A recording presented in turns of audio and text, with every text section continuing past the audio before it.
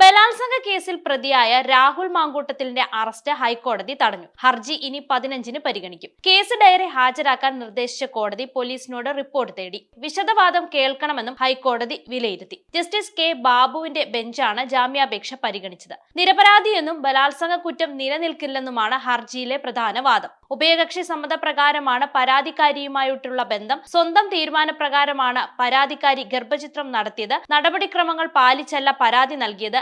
എല്ലാ കാര്യങ്ങളിലും അന്വേഷണ സംഘത്തിന് വിശദീകരണം നൽകാൻ തയ്യാറാണ്. അന്വേഷണത്തിന് തന്നെ കസ്റ്റഡിയിൽ എടുക്കേണ്ട കാര്യമില്ല. പരാതിക്ക് പിന്നിൽ രാഷ്ട്രീയ ഗൂഢാലോചനയുണ്ട്.